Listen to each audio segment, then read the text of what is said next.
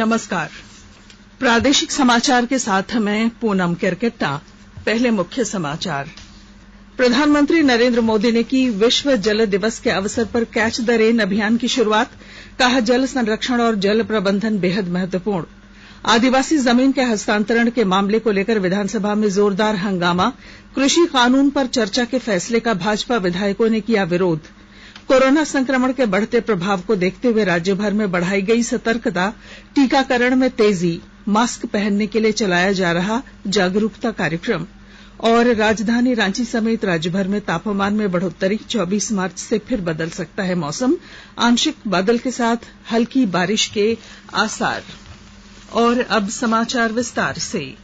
कोविड-19 महामारी के खिलाफ देश एकजुट होकर लड़ रहा है। आप भी हमारे साथ सुरक्षा और बचाव के 3 आसान एहतियाती उपायों का संकल्प लें।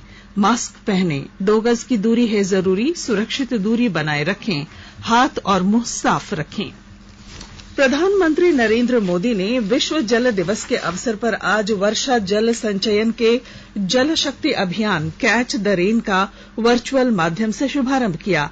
इस अवसर पर प्रधानमंत्री ने कहा कि जल संरक्षण और जल प्रबंधन आने वाली पीढ़ियों के लिए महत्वपूर्ण है। पानी की पर्याप्त उपलब्धता बहुत महत्वपूर्ण फैक्टर है। पानी हर घर, हर खेत की जरूरत तो है ही, जीवन के अर्थव्यवस्था के हर पहलू के लिए ये बहुत जरूरी है। आज जब हम तेज गति से विकास की बात कर रहे हैं, प्रयास कर रहे हैं, तो ये वाटर सिक्योरिटी के बिना, प्रभावी वाटर मैनेजमेंट के बिना संभव ही नहीं है। भारत के विकास का विजन, भारत की आत्मनिर्भरता का विजन हमारे जल स्रोतों पर निर्भर है, हमारी वाटर कनेक्टिविटी पर निर्भर है। कार्यक्रम के दौरान प्रधानमंत्री की उपस्थिति में जल शक्ति मंत्री और मध्य प्रदेश तथा उत्तर प्रदेश के मुख्यमंत्रियों के बीच केन बेतवा नदी संपर्क परियोजना लागू करने संबंधी समझौता ज्ञापन पर भी हस्ताक्षर किए गए। इस अवसर पर प्रधानमंत्री ने कहा कि यह परियोजना श्रद्धेय अटल बिहारी वाजपेयी का सपना था। केन बेतवा लिंक नहर के लिए भी बहुत बड़ा कदम उठाया गया है। अटल जी ने उत्तर प्रदेश और मध्य प्रदेश के लाखों परिवारों के हित में जो सपना देखा था, उसे साकार करने के लिए आज समझौता हुआ है और ये बहुत बड़ा काम हुआ है। अगर आज कोरोना न होता और अगर हम झांसी में आकर के, बुंदेलखंड में आकर के, चाहे उत्तर प्रदेश हो या मध्य प्रदेश हो, आज ये कार्यक्रम करते तो लाखों लोग आते और हमें आशीर्वाद देते। इतना बड़ा महत्वपूर्ण काम हो रहा है। विश्व जल दिवस पर आज राज्य भर में कई कार्यक्रम आयोजित किए गए। गोड्डा जिले में ग्रामीण विकास ट्रस्ट की ओर से जल जागरूकता कार्यक्रम का आयोजन किया गया, जिसमें 100 से अधिक प्रतिभागी शामिल हुए। इस दौरान जल संरक्षण पर एक डॉक्यूमेंट्री भी दिखाई गई। कार्यक्रम में शामिल वैज्ञानिकों ने कहा कि जल अमृत है और आने वाली पीढ़ी के लिए इसे बचाना हम सभी की जिम्मेवारी है। गढ़वा जिले में विश्व जल दिवस के मौके पर कई कार्यक्रम आयोजित किए गए। इसमें जल की आवश्यकता पर प्रकाश डालते हुए जल संरक्षण पर जोर दिया गया। और जानकारी के साथ हमारे संवाददाता। गढ़वा जिला कम बारिश वाला क्षेत्र रहा है। कई क्षेत्रों में जल स्तर इतना नीचे चला जाता है कि मई जून महीने में वहां टैंकर आदि से पानी की आपूर्ति करनी पड़ती है। ऐसे में यहाँ जल संरक्षण और जल का सही रूप से उपयोग करना आवश्यक है। इसको देखते हुए विश्व जल दिवस पर आज यहाँ जल जीव मिशन कार्यक्रम के तहत जिले के लोगों को जागरूक करने के लिए विविध कार्यक्रम आयोजित किए गए। पेयजल एवं स्वच्छता विभाग और शिक्षा विभाग के संयुक्त प्रयास से सभी सरकारी, आवासीय और गैर आवासीय विद्यालयों में छात्र छात्राओं के बीच निबंध प्रतियोगिता का आयोजन किया गया। इसमें जल के महत्व से जुड़े विषयों पर एक से बढ़कर एक निबंध लिखकर सभी का ध्यान आकृष्ट कराया गया। इधर स्वयंसेवी संस्थाओं की पहल पर गढ़वा नगर परिषद के सभागार में आज जल संरक्षण विषय पर सेमिनार का आयोजन किया गया। इसमें मुख्य रूप से इस बात पर जोर दिया गया कि पानी अनमोल है। इस जल संरक्षण पर ध्यान दें और आवश्यकता अनुसार ही जल का उपयोग करें। इसे किसी भी हाल में व्यर्थ नहीं जाने दें। इसके लिए सामूहिक प्रयास करने की अपील की गई। जल दिवस पर लोगों को पानी बचाने का सामूहिक शपथ भी दिलाया गया। विनोद कुमार पाठक, आकाशवाणी समाचार, गढ़वा। आदिवासी जमीन के हस्तांतरण के मामले पर आज विधानसभा के बजट सत्र के दौरान सदस्यों ने जोरदार हंगामा किया। ध्यानाकर्षण काल में खिजरी विधायक राजेश कच्छप ने एचईसी द्वारा विस्थापितों की जमीन बेचे जाने की समीक्षा के लिए विधानसभा की कमेटी बनाने की मांग की। इस मांग पर पक्ष विपक्ष के सदस्यों के बीच जोरदार बहस हुई। इस दौरान सत्ता पक्ष और विपक्ष के अधिकतर विधायक अध्यक्ष के आसन के सामने पहुंच गए। हंगामे को देखते हुए अध्यक्ष को विधानसभा की कार्यवाही स्थगित करनी पड़ी। दूसरी ओर राज्य सरकार द्वारा कृषि बिल पर चर्चा कराए जाने की बात को लेकर सुबह से ही विपक्ष द्वारा इसका विरोध किया जाता रहा। कृषि बिल पर चर्चा के विरोध में कई भाजपा विधायक आज काले वस्त्र में विधानसभा पहुंचे थे। लोकसभा से मंजूरी मिलने के बाद आज बीमा संशोधन विधेयक 2021 को संसद ने पारित कर दिया। राज्यसभा इसे पहले ही पारित कर चुकी है। इस विधेयक में 1938 के बीमा अधिनियम को संशोधित करने की व्यवस्था है, जिससे भारतीय बीमा कंपनियों में प्रत्यक्ष विदेशी निवेश की सीमा वर्तमान 49% से बढ़ाकर 74% की जाएगी। इसमें बीमा कंपनियों के स्वामित्व और नियंत्रण पर लगी पाबंदियों को हटाने का भी प्रावधान है। विधेयक पर चर्चा के उत्तर में केंद्रीय वित्त मंत्री निर्मला सीतारमण ने कहा कि बीमा क्षेत्र को बड़े और दीर्घकालिक निवेश की आवश्यकता होती है, क्योंकि यह एक पूंजी प्रधान क्षेत्र है। उन्होंने कहा कि वर्ष 2015 में निवेश की अधिकतम सीमा बढ़ाकर 49% करने से पिछले 5 वर्षों में 26,000 करोड़ रुपए का प्रत्यक्ष विदेशी निवेश हुआ और प्रबंधन की परिसंपत्तियों में 76% की वृद्धि दर्ज की गई। उन्होंने कहा कि सरकार सभी लोगों को बीमा के दायरे में लाने को प्रतिबद्ध है और संसाधनों के बढ़ने से बीमा कराने वालों की संख्या भी बढ़ेगी। भारतीय जीवन बीमा निगम के निजीकरण के विपक्ष के आरोपों का खंडन करते हुए श्रीमती सीतारमण ने कहा कि इस विधेयक का केवल एलआईसी से ही लेना देना नहीं है, बल्कि यह समूचे बीमा क्षेत्र से संबंधित है। श्रीमती सीतारमण ने कहा कि विधेयक को कई हितधारकों के साथ व्यापक परामर्श के बाद लाया गया है और इसमें बीमा कराने वालों के हितों की रक्षा के सभी आवश्यक प्रावधान किए गए हैं।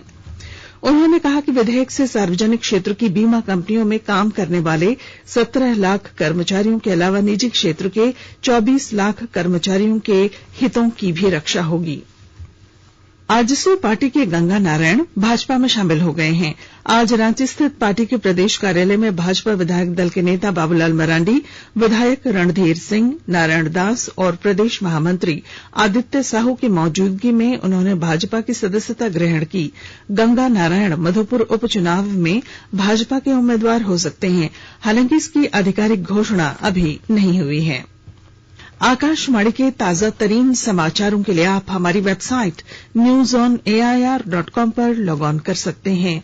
ताजा समाचार Twitter handle @AIR News Alerts और Facebook page all India radio news पर भी उपलब्ध है।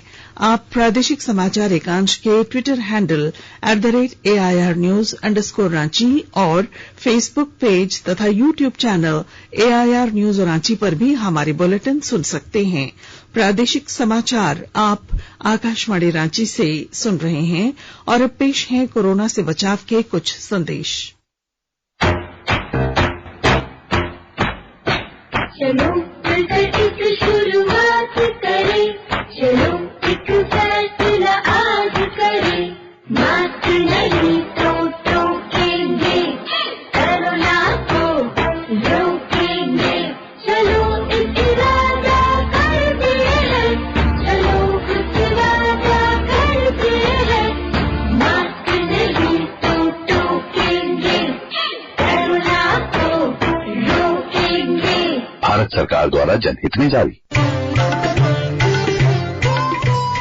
कोविड-19 से बचाव और सुरक्षित रहने के 3 उपाय। मास्क लगाएं, 2 गज दूरी है जरूरी, सुरक्षित दूरी रखें, हाथ और मुंह साफ रखें। प्रोडक्ट्स की क्वालिटी की चिंता से पाइए मुक्ति।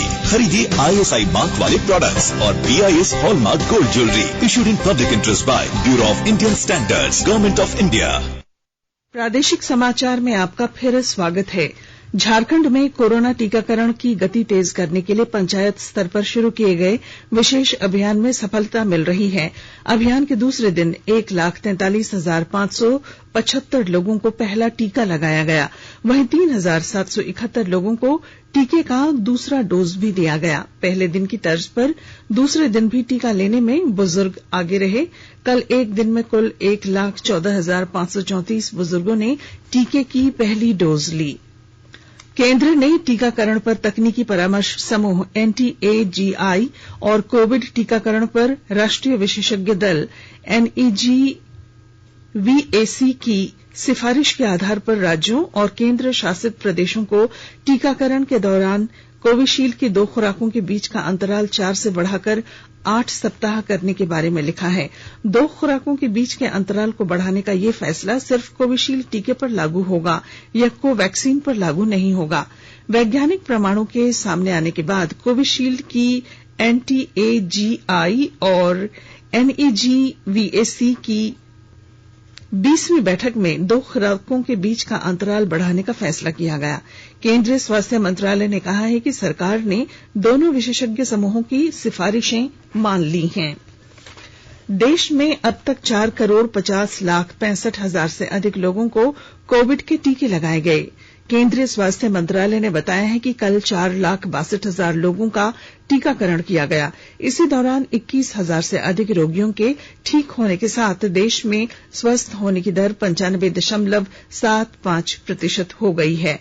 मंत्रालय ने बताया है कि 1,11,00,000 से अधिक रोगी अब तक ठीक हो चुके हैं।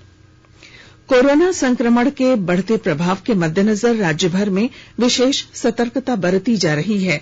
प्रशासनिक पदाधिकारी लोगों को मास्क का इस्तेमाल और सामाजिक दूरी का पालन करने की हिदायत दे रहे हैं। सिमडेगा जिले में उपायुक्त सुशांत गौरव ने आज कई क्षेत्रों में लोगों के बीच मास्क का वितरण किया और इसके नियमित उपयोग का आग्रह किया। हमारे संवाददाता ने बताया है कि सिमडेगा जिले में कुल संक्रमितों की संख्या 2,071 है। हालांकि इनमें से 2,061 संक्रमित स्वस्थ हो चुके हैं। 4 संक्रमितों का इलाज अभी भी चल रहा है और इस वैश्विक महामारी से जिले में अब तक 6 लोगों की मौत भी हुई है। जिले में कोरोना वैक्सीनेशन का काम भी लगातार जारी है। चतरा जिले के लावालौंग थाना क्षेत्र से पुलिस ने अंतर्राज्यीय गिरोह के 2 अफीम तस्करों को गिरफ्तार किया है। इन तस्करों के पास से 2 किलो अफीम बरामद की गई है। इधर लावालौंग थाना क्षेत्र से ही पुलिस ने 15 पीस डेटोनेटर के साथ एक अन्य युवक को गिरफ्तार किया है। एसडीपीओ ने बताया है कि पूरे मामले की गहनता से जांच की जा रही है।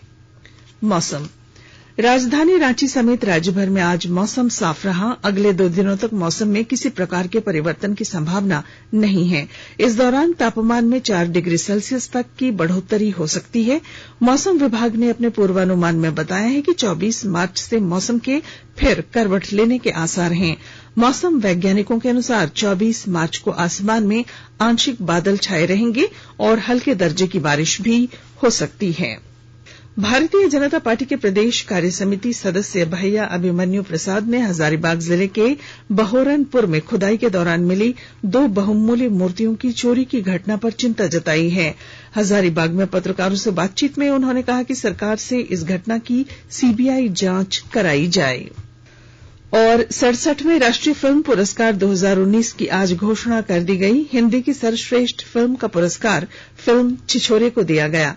सर्वश्रेष्ठ बंगाली फिल्म के लिए फिल्म गुमनामी को चुना गया। कंगना रनौत को पंगा और मणिकर्णिका फिल्मों के लिए सर्वश्रेष्ठ अभिनेत्री का पुरस्कार मिला है। सर्वश्रेष्ठ अभिनेता का पुरस्कार 2 अभिनेताओं मनोज वाजपेयी और धनुष को दिया जाएगा। बी प्राक को तेरी मिट्टी गीत के लिए सर्वश्रेष्ठ गायक का पुरस्कार दिया जाएगा। फिल्म महर्षि के लिए राजू सुंदरम को सर्वश्रेष्ठ नृत्य निर्देशन का पुरस्कार मिलेगा। और अब अंत में मुख्य समाचार। प्रधानमंत्री नरेंद्र मोदी ने की विश्व जल दिवस के अवसर पर कैच द रेन अभियान की शुरुआत। कहा जल संरक्षण और जल प्रबंधन बेहद महत्वपूर्ण। आदिवासी जमीन के हस्तांतरण के मामले को लेकर विधानसभा में जोरदार हंगामा। कृषि कानून पर चर्चा के फैसले का भाजपा विधायकों ने किया विरोध। कोरोना संक्रमण के बढ़ते प्रभाव को देखते हुए राज्यभर में बढ़ाई गई सतर्कता। और राजधानी रांची समेत राज्यभर में तापमान में बढ़ोतरी। 24 मार्च से फिर बदल सकता है मौसम। और इसके साथ ही आकाशवाणी रांची से प्रादेशिक समाचार का ये बुलेटिन समाप्त हुआ। नमस्कार। घर में रहिए, सुरक्षित रहिए और सुनते रहिए आकाशवाणी।